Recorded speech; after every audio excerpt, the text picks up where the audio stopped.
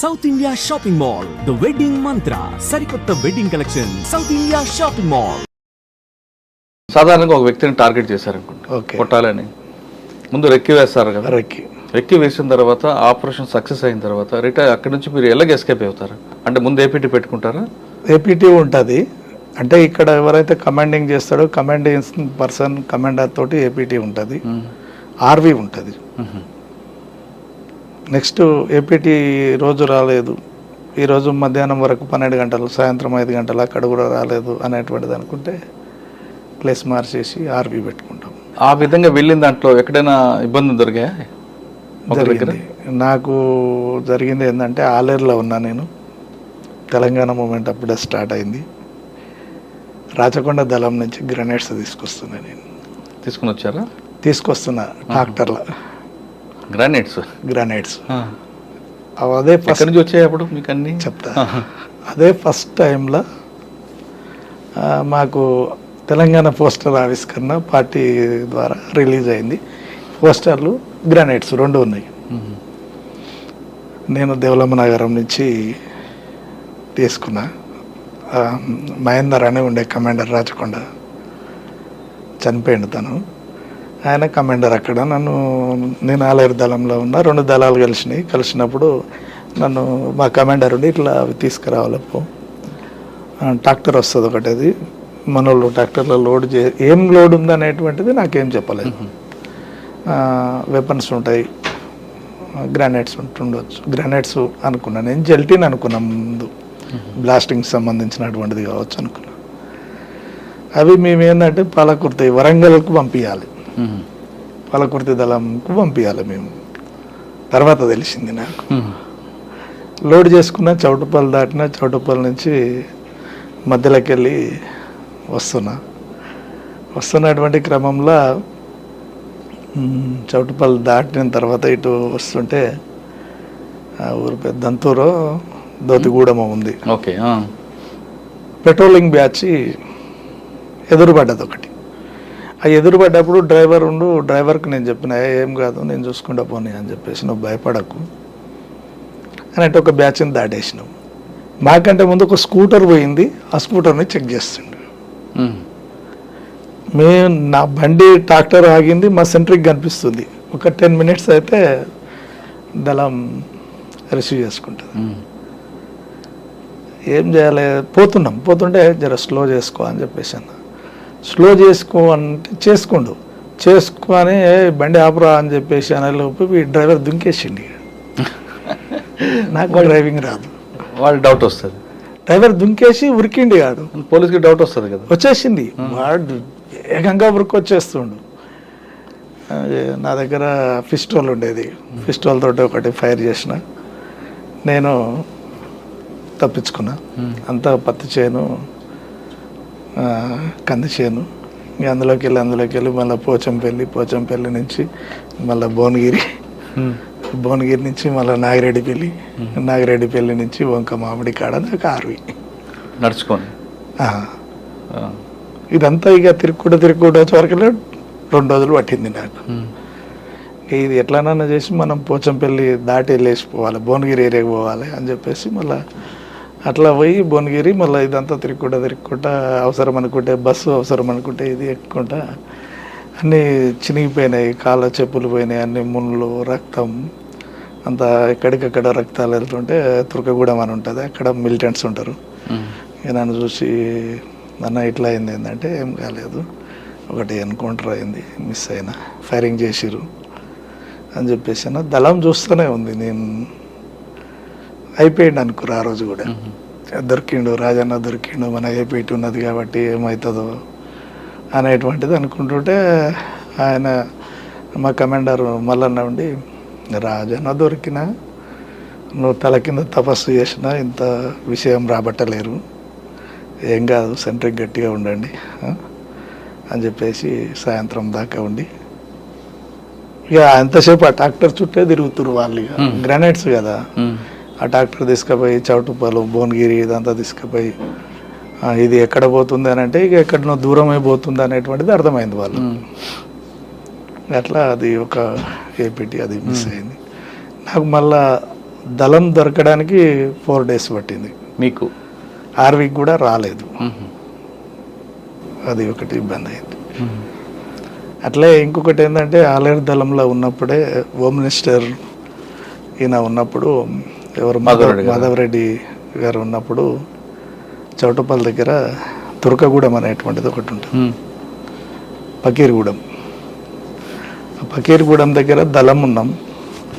రాచకొండ దళానికి ఏపిట్టుంటే ఐలన్ అని మా దళంలో షాక్ నెంబర్ ఉండే ఆయన, ఇంకొక ఆయన తుపాకుల నరసింహ అని ఇద్దరు కలిసి ఏపీటీ వేయించారు. ఒక బావి దగ్గర ఆగిరు. చిన్నది పెద్దది బావి, రౌండ్ బావి, ఊరు పక్కకు. మేము కొంచెం దూరంలో ఉన్నాం. తను మాకు రాత్రి 2 గంటలకు ఏపీటీ ఉంటుంది ఆడ. మేము వేరే నుంచి వస్తున్నాం కాబట్టి ఆ 2 గంటలకు మళ్ళా టైం అయింది. ఆ నుంచి కొంచెం దూరం వస్తే ఏపీటీ ప్లేస్ ఉంటుంది. ఆడికి వీళ్ళిద్దరు రావాలి. ఎవరిద్దరు? ఈ ఐలన్న తుపాకుల నరసింహ ఇద్దరు రావాలి. ఇద్దరిని పంపించినాం. వాళ్ళని రిసీవ్ చేసుకోవడం కోసం మేము వెళ్తుంటే ఈ కామ్రేడ్ నర్సన్ ఏం చేసిండంటే నిద్రపోయి ఉన్నాడు కాబట్టి కాచగడ్డి అనేటువంటిది బాగా హైట్ పెరుగుతుంది. అవునా? ఆ గడ్డి చూసుకోకుండా గుడిసెలకెళ్ళి లేచిండు. డైరెక్ట్ సెక్క వచ్చేసిండు బాయిలకు. బాయిల పడిపోయిండు. అయ్యో. కడీలు అంటే మోటార్ పొండిషన్ పెట్టడం కోసం కడీలు అట్లా ఇనుప రాడ్స్ పెట్టారు. ఆ ఇనుప రాడ్స్ మీద పడి ఆ కామ్రేడ్ అందులో చనిపోయాడు. దగ్గర దగ్గర ఒక 15 కోలాలు ఉంటుంది ఆ బావి కిందికి. పెట్రోలింగ్ బ్యాచ్లు తిరుగుతున్నాయి. ఇక కొంత కామ్రేడ్స్ అంతా డిస్టర్బ్ అయ్యారు. ఆ రోజు మళ్ళీ ఉండి ఇక నువ్వే ఉండాలి ఇక్కడ, ఏం చేస్తావో తెల్లార వరకల్లా బాడీ బయటికి వెళ్ళాలి అని చెప్పేసి ఆర్డర్. 4 మోటార్లు పెట్టించి రైతులను పట్టుకొని నీళ్లు బయటికి తోడిచ్చి తెల్లార వరకల్లా బాడీని బయటికి తీసినాం. కానీ పోలీసులకు తెలీదా? తెలియదు. బాడీ బయటికి తీసి వేరే దగ్గర దాన్ని పెట్టి పత్తి చేనులో కొంత దూరం మోసుకుపోయి వేరే దగ్గర పెట్టి ఆ కుటుంబానికి మళ్ళీ వేరే ద్వారా పంపించడం జరిగింది. అన్న, మీరు ఎక్కువగా లైక్ చేసి పటేల్ సుధాకర్ రెడ్డి గారు, తర్వాత ఎక్కడిపల్లి వాసుదేవరావు గారు, మల్లన్న, వీళ్ళు ముగ్గురులో మీకు బాగా నచ్చిన వ్యక్తులు ఎవరు? పటేల్ సుధాకర్ రెడ్డి. ఎందుకు? అంటే తను ఏదైనా కానీ ముక్కుసూటిగా మాట్లాడతాడు, తప్పుని తప్పుగా చెప్తాడు, మళ్ళీ ఎట్లా సరిదిద్దుకోవాలనేటువంటిది కూడా గైడెన్స్ ఇస్తాడు. ఇది ఇట్లా చేసేది లేకుండే అనేటువంటిది చెప్తాడు. సరే నువ్వు అట్లా చేయాలనుకోవడానికి కారణం ఏందనేటువంటిది కూడా అడుగుతాడు. సక్సెస్ అయిందనుకో, ఇంకా కొంచెం రిస్క్ పడ్డావు దీని మీద, నీ ప్లాన్ కొంచెం రిస్క్ అనిపించింది, ఇట్లా కాకుండా వేరే రకంగా చేసుకుంటే ఇంకా ఈజీగా బయటపడతావు అనేటువంటిది చెప్పేస్తాను. మీరు చాలా కాలం అంతా పనిచేశారు కదా. అవును. ఆయన వ్యక్తిగత జీవితాలు చెప్పారు ఎప్పుడైనా మీకు? నేను అడగను. అంటే ఒక అగ్రవర్ణాలకు చెందిన వ్యక్తి పార్టీలోకి ఎందుకు వచ్చారని ఎప్పుడైనా చెప్పారా ఆయన? నేను విన్నా కానీ నేను అడగలేదు. అచ్చా, ఏమైనారు మీరు? అంటే ఆ ఊరు నుంచి చాలామంది వచ్చారు. ఆ ఊరు నుంచి వచ్చినటువంటి దాంట్లో పురుషోత్తం ఉన్నట్టుండు, పౌరాకుల పురుషోత్తం ఉన్నాడు. కౌముది భార్య అరుణక్క, మెదక్ జిల్లా సెక్రటరీ రాధక్క, ఆమె ఉన్నది. ఇంకొక కామ్రేడ్ కూడా ఉన్నాడు అనేటువంటిది, ఒక 2-3 కామ్రేడ్స్ ఉన్నారు. అందరూ వీళ్ళు ఒకటేసారి వచ్చారు అనేటువంటిది తెలుసు. మీరు ఎప్పుడు అడగలేదు. తన అరెస్ట్ అయిన విధానం చెప్పేది నాకు. బెంగళూరు ఇట్లా తుపాకుల కేసులో అరెస్ట్ అయినాం అనేటువంటిది. అంత ఈజీగా దొరికారు వాళ్ళు? ఆయన ఒక సమాంతర ఇది చేసిండు, ఒక ఐపీఎస్ ఆఫీసర్ రేంజ్లో నడిపించిండు. ఆయన బయటికి పోతే పోలీస్ ఆఫీసరే. ఎస్. అనేక సందర్భాలలో నేను ఆయన తోటి ట్రావెల్ చేసినప్పుడు కూడా సార్ వస్తుండే పక్క జరగని చెప్పేసి పోలీసులనే పక్కకు దుబ్బుకొని వెళ్ళిపోయినాం. స్టూపిడ్ అని అంటాడు గట్టిగా, స్టూపిడ్ ఆగు అని అంటాడు. అట్లా భయంకరంగా, అంటే బిహేవియర్ కూడా బయట అట్లనే ఉండేది. తనను చూస్తే మామూలు జనం చూసినా కానీ ఎవరో పోలీస్ ఆఫీసర్ ఉన్నట్టుండు, ఎట్లా మీరు ఈ ఆఫీసర్ ఏంది అని చెప్పేసి అన్నట్టు అట్లా ఉండేది. అలా పోలీసులతోనే తిరిగారు ఆయన. ఆయనకు సైరన్ బండి కథాకారు. ఫస్ట్ అరెస్ట్ కాకముందుకు సైరన్ బండి ఉండేది ఆయనకు. తుపాకుల స్మగ్లింగ్ చేసి పార్టీకి తుపాకులు అన్నీ ఆయన ద్వారానే వచ్చినాయి. ఫస్ట్ ఎక్కడి నుంచి? బెంగళూరు, పూణే, వివిధ రకాల నుంచి. ఆయనకి సైలెంట్ బండి సైరన్ బండి. పార్టీ ఇచ్చిందా? పార్టీ ఇచ్చుడు కాదు, ఆయనకు ఒక నెట్వర్క్ అంతే, ఇక పార్టీ మనిషే. కానీ పోలీస్ బండి వస్తున్నప్పుడు పోలీసులు అనేవారు కదా. ఎందుకు అడుగుతారు? ఇప్పుడు ఈ స్టేట్ కదా సార్, ఇప్పుడు ఈ బెంగళూరు వరకు ఆయన బండి పోతే ఆపేదే లేదు. రెండు కుక్కలు, కథ, కార్ఖానా అట్లా మెయింటైన్ చేసిండు. సంజయ్ దత్ లెక్క ఉంటాడు మనిషి, హైట్, పర్సనాలిటీ. వాళ్ళ ఉండేటువంటి అంతకంటే ముందు ఉండేటువంటి నెట్వర్క్ అంతే ఉండేది. ఆయన బయటనే అరెస్ట్ అయ్యింది కదా, తర్వాత లోపలికి వచ్చేసి ఆ స్టైల్లో ఉండేది. అంటే బెంగళూరులో అరెస్ట్ అంటారు, వాస్తవం అనేది? వాస్తవం. డైరెక్ట్ పులంజన దొరికినప్పుడు, ఈయన దొరికినప్పుడు పులంజన కూడా దొరికేదట. నేను అరెస్ట్ అయినా అని పెట్టేసిండు. పోలీసులే మాట్లాడిచ్చారు, ఎస్ఐబి వాళ్ళు, డానియల్ సార్ వాళ్ళు ఉంటారు. డానియల్ గురించి బాగా చెప్పేది ఆయన. ఎందుకు ఆయన మీద? ఈయనను బాగా ఇంట్రాగేషన్ చేసింది వాళ్ళే. డానియల్ అనేటువంటిది చెప్పేవారు. ఎవరు? డానియల్. ఆయన మేము చూడలేదు కానీ విన్నాం. తను ఫోన్ చేసి మాట్లాడనగానే మాట్లాడుతుంటేనే నేను అరెస్ట్ అయినా అంతే. ఇంకా విపరీతమైన కొట్టుడు, ఆయన చేయిలు, కాళ్ళు అన్నీ పని చేయకుండా కొట్టేసారు. అంత చిత్రవద పడిండు. ఆయన దొరికిన టైంలో ఆయన నోరు విప్తే ఆయుధ కర్మాగారాలే బయటపడేటి.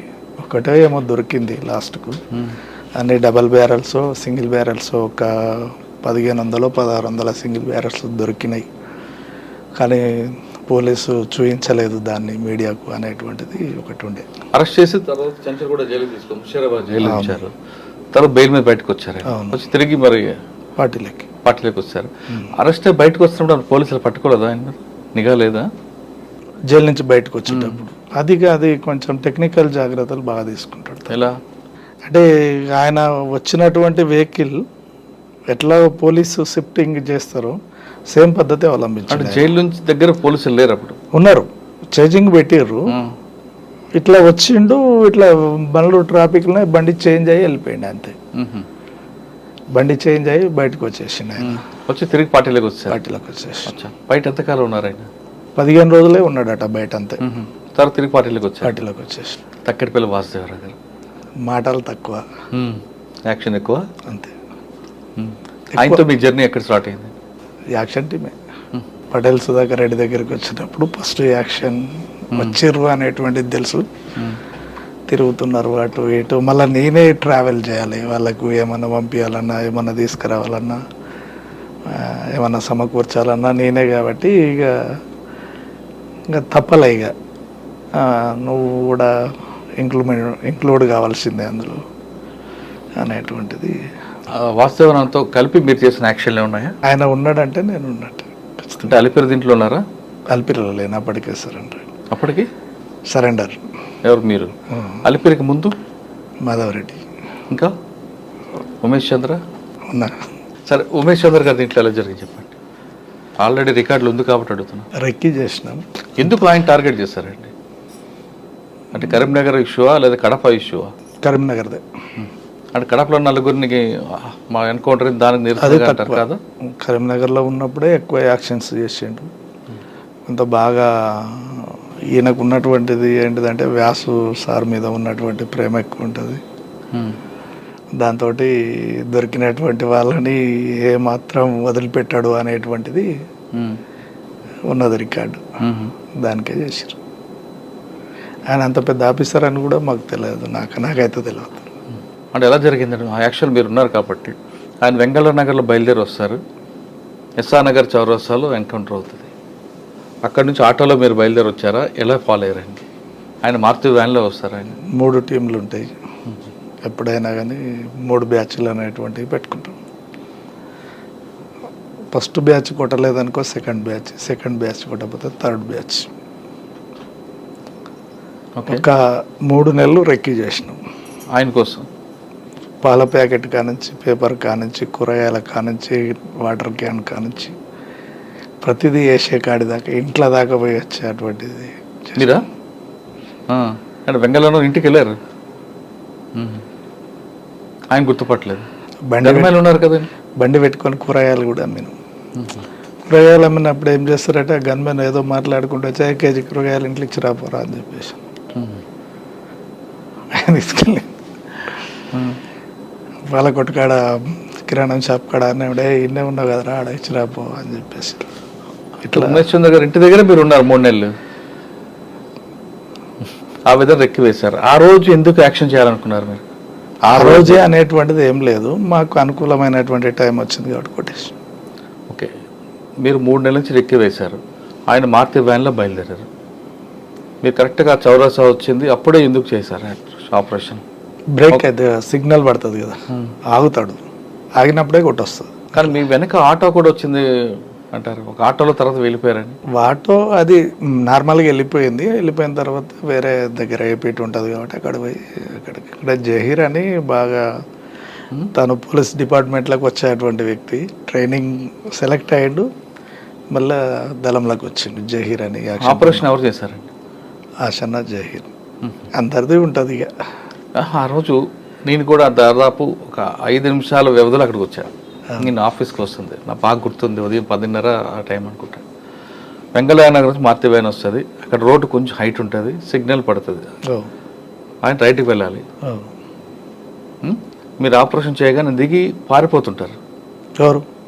ఉమేష్ చంద్ర గారు. పారాడు లేదు, వ్యాన్ దిగి డోర్ తీసుకొని పారిపోతుంటారు, మరో ఇంకోసారి ఫైర్ ఓపెన్ అవుతుంది.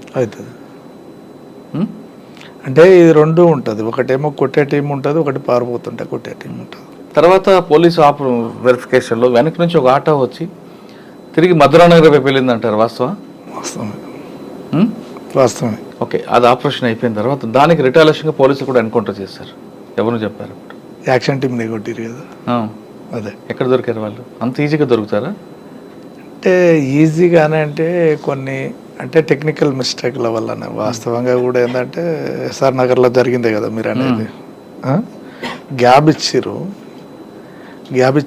ఇచ్చిన తర్వాత ఎట్లాగో ఇంకో నెక్స్ట్ యాక్షన్ కూడా చేస్తారు అనేటువంటిది ఉన్నది, రికార్డు ఉన్నది. కాబట్టి కొంత మా దగ్గర ఉన్నటువంటి కృష్ణ అనేటువంటి కామ్రేడ్ దొరికిండు,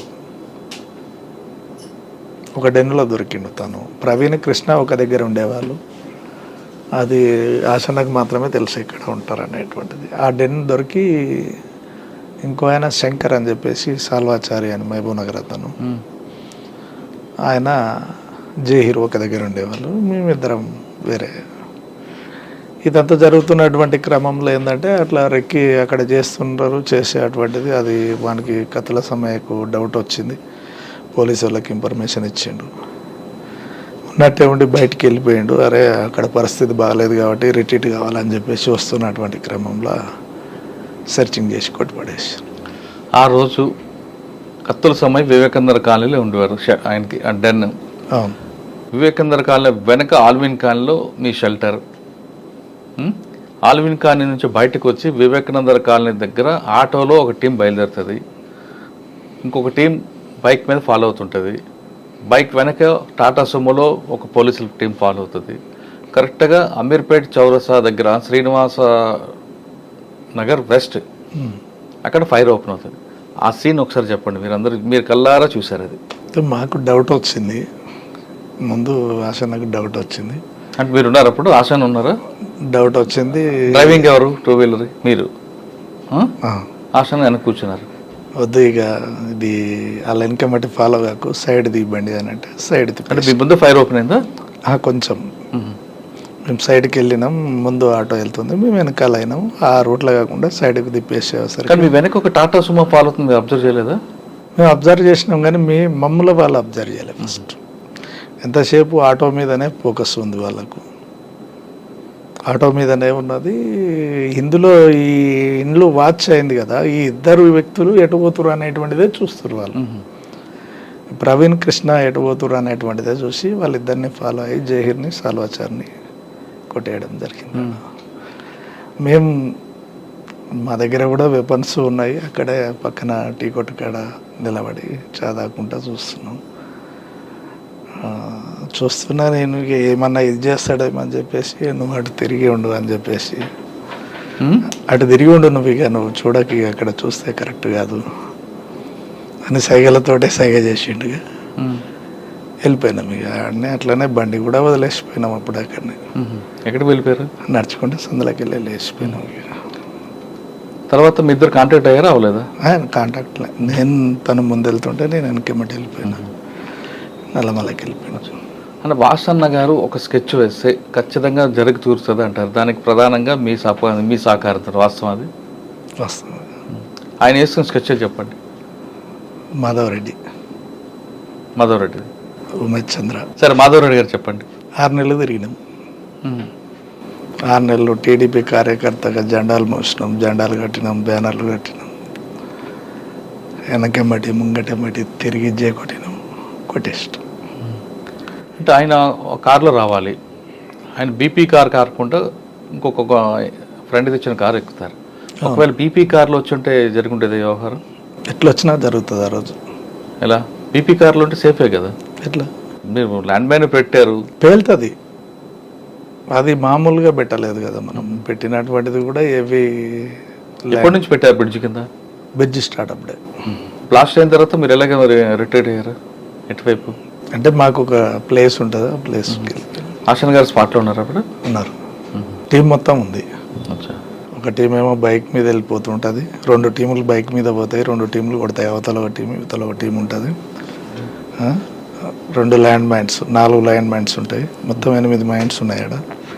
8 ఇట్లలో 4, 3, 5 వెళ్ళినాయి. తక్కిడిపల్లి వాసుదేవరావు అలియాస్ ఆశన్న అలియాస్ శేషన్న యాక్షన్లో ఎంత పర్ఫెక్ట్, వ్యక్తిగతంగా అంత సాఫ్ట్ అంటారు. వాస్తవం. మాట్లాడరా? తక్కువ మాట్లాడతాడు. మిలిటరీ ఒక విధంగా చెప్పాలంటే తను చేసేటువంటి దాడులు అట్లనే ఉంటాయి, తను తీసుకునేటువంటి నిర్ణయాలు అట్లే ఉంటాయి. వెనుదిరిగి చూసేది ఉండదు ఇక. అది ఎంత కఠోరమైనటువంటి పరిస్థితి కానీ టార్గెట్ రీచ్ కావాలి, బయటికి రావాలి అనేటువంటిది ఉంటుంది. ఒక అగ్రవర్ణాలకు చెందిన వ్యక్తి ఎందుకు వచ్చారండి చెప్పారు? అది పర్సనల్ విషయం. అడగము. సరే, ఆయన అజ్ఞానంలోకి వెళ్ళిపోయారు, మీరెందుకు సరెండర్ అవ్వాల్సి వచ్చింది? ప్లాన్ ప్రకారమే బయటకు వచ్చిన నేను. ఎలా? నయం కోసం వచ్చిన. అంటే నయీం అప్పుడు మీకు వేధిస్తున్నాడా? యాక్షన్ కోసం వచ్చిన. ఓకే. అప్పుడు నయీం పార్టీకి వ్యతిరేక అరెస్టే. అంటే ఇది కొంచెం సరే, మీకు ఇబ్బంది అయితే వద్దు. అరెస్టు అయింది వాస్తవమే. ఎత్తుకున్నటువంటి పోలీసు వాళ్ళకి నేను ఎవరో తెలియదు. ఫస్ట్ నా బ్యాక్గ్రౌండ్ తెలియదు. ఆమె తెలుసు, ఆమెను ఇంట్రాగేషన్ చేసిరు. ఆమె కూడా అంత కాదని చెప్పేసి నిర్లక్ష్యం వహించారు. 3-4 డేస్ తర్వాత తను రాజన్న, సుధాకర్, పలానా అనే వరకల్లా అప్పుడు స్టార్ట్ చేశారు. అప్పటి నుంచి నువ్వే నా కొడుకు దొరికింటే అప్పుడే కొట్టి పడేసేవాళ్ళం, తెలియదు నువ్వు భలే యాక్టింగ్ చేసినావు రా అనేటువంటిది చెప్పేసి. శ్రీశైలం టనల్ వర్క్ నడుస్తుంది అప్పుడు. లెవీ కోసం వచ్చిన, వాస్తవంగా లెవీ. అక్కడ ఉన్నటువంటి కాంట్రాక్టర్ లెవీ ఇవ్వాలి. ఫస్ట్ టర్మ్ తీసుకెళ్ళిన నేనే. తీసుకెళ్ళి ఎవరికి ఇవ్వాలి? రాష్ట్ర కమిటీ ఉంది అప్పుడు వాళ్ళ. నేను బయటకు వచ్చినప్పుడు కూడా రాష్ట్ర కమిటీ ఉన్నది, చాలామంది ఉన్నారు. 150 మంది, 200 మంది క్యాంప్ నడుస్తుంది. ఆ టైంలో బయటకు వచ్చిన, తీసుకెళ్ళి కొట్టేకాడి కొట్టి వదిలేసిరు. లోపలికి పోమని వదిలిపెట్టారు హైదరాబాద్లో. శ్రీశైలం నుంచి కర్నూలు నుంచి హైదరాబాద్ నుంచి ఉప్పల్ రింగ్ రోడ్లో దిగిన. ఎటు పోవాలి, పార్టీలో పోమని అంటాడు, పోయేది లేదు. ఎట్లాగో ఫాలో అవుతారు అనేటువంటిది ఒకటి ఉండే, అంచనా ఉండే. ఓకే, మీరు సరెండర్ అయ్యారు, ఒక పద్ధతి, ఒక ప్లాన్గా వచ్చారు. నయ్యంని ఎందుకు మీరు టార్గెట్ చేశారు? అంటే పార్టీకి వ్యతిరేకంగా ఆయన చేస్తున్న కార్యక్రమాలలో? అవును, దానికోసమే. మరి ఎప్పుడు సరెండర్ అయ్యి సైలెంట్గా ఉన్న తర్వాత సర్జనర్ దగ్గర సరెండర్ చూపించారు. శ్రీనివాస నాయుడే ఉన్నాడు అప్పుడు సరెండర్ చూపించేటప్పుడు. అవును, మా మమ్మీని మా నాన్నని వాళ్ళని పంపించి పలాని కాడ ఉన్నాడు మీ వాడు జగన్మోహన్ రెడ్డి గారు డిఎస్పీ తీసుకొచ్చి సరెండర్ చూపించండి అని జీప్ పంపించిండు అనేటువంటిది తర్వాత తెలిసింది.